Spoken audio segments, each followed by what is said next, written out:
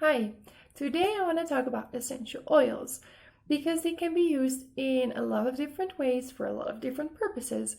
For example, to improve digestion, to improve the immune system, to improve circulation, improve sleep, reduce stress by improving calmness, etc. The only thing is that you need to know how to use it. Um, so, in this topic, it's a way of treatment in Ayurveda, of treatment methods, and it is a subtle healing therapy. So if we look up their body and we see like, oh, this is healthy, this is not healthy, so we adjust our right diet, our right exercise, but a lot of times we forget that we also have a subtle body and that we have a mind that might need some help sometimes. So aromatherapy is one form to do that. The only thing that is important when using essential oils is that you need to be careful because it's a product that can be very dangerous as well.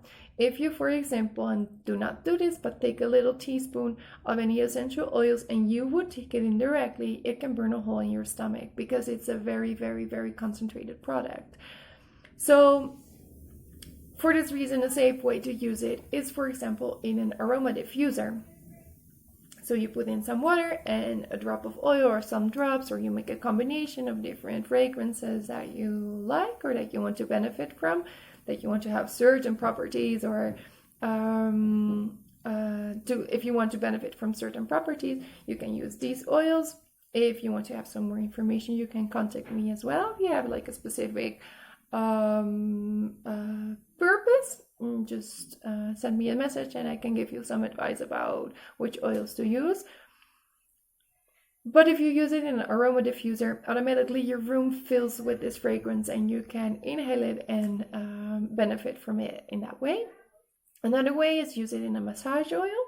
So if you have, like, for example, coconut oil, sesame oil, sunflower oil, and then you add in some drops of the essential oil, you put it on your skin, it absorbs through your skin, and you also inhale it, so you can benefit from it in two different ways.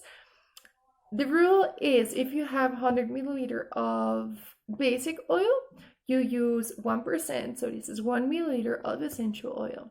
1 milliliter essential oil equals 20 drops, so 100 milliliter, 20 drops.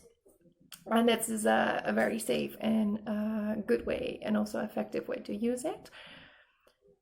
Then I can also talk a little bit about the doshas and different essential oils, because vata, for example, benefits from other oils than pitta.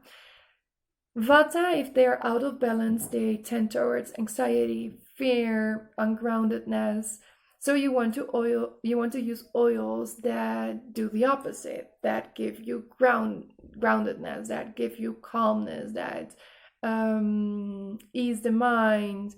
So some oils that you can use and that are great for Vata are, for example, frankincense, lotus, but also cinnamon, and these are just some examples because there's a ton of different examples or oils that are great for Vata that are a little bit too much to mention in this video.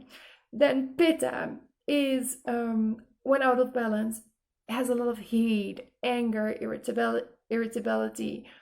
So they want to have oils like fragrances to calm their mind and cool their mind as well. And almost all flower fragrances have this effect. So flower fragrances are wonderful for Pitta.